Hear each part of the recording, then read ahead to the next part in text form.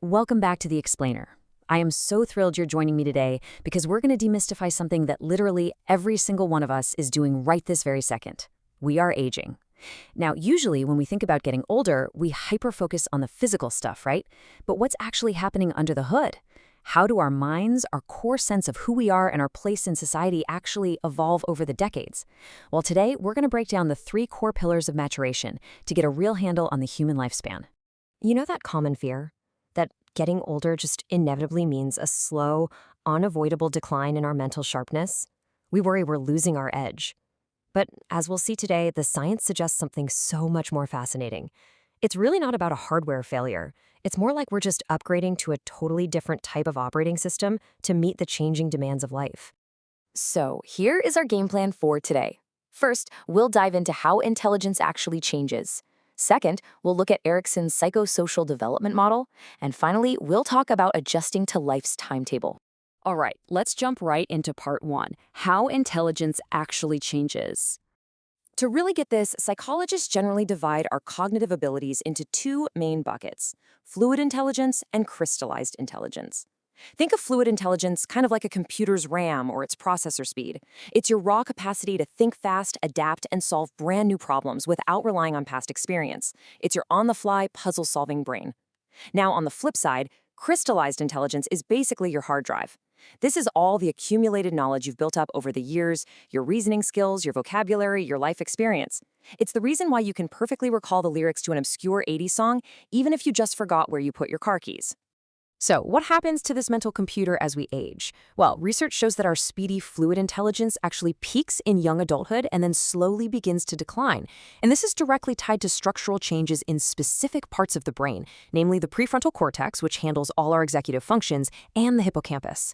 Because of this, things like working memory, which is juggling information in real time, and episodic memory, like recalling very specific past events, just take a bit more effort as the decades pass.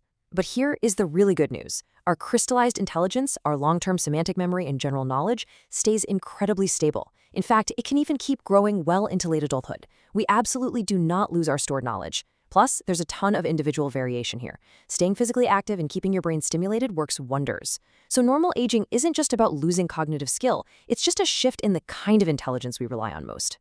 Okay, moving from the brain's hardware to our actual identity. Let's look at part 2, Erikson's psychosocial development model. The absolutely crucial idea here is that personal development does not magically stop when you finish childhood. Erik Erikson argued that at every single stage of our entire lifespan, we faced what he called a psychosocial crisis.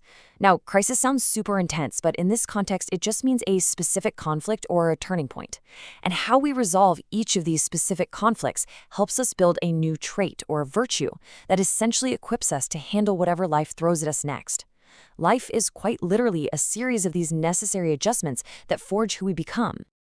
If you look at Erikson's 8 stages, they map out this really beautiful progression from infancy all the way to older adulthood.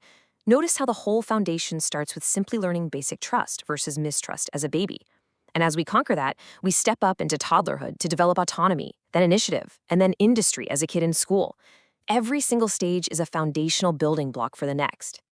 Now, let's fast forward a bit. Think about which of these adult stages you might be navigating right now. If you're young adulthood, you're probably facing intimacy versus isolation. The goal here is forming strong, deep relationships. Otherwise, you risk feeling really isolated. Then in middle adulthood, the script flips to generativity versus stagnation. This is that powerful drive to create, to nurture, and to build things that will actually outlast you, whether that's raising kids, mentoring, or driving social change. Finally, in maturity, we hit ego integrity versus despair.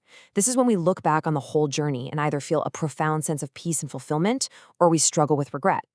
Your identity is never just static. It's constantly being shaped by these exact life stages.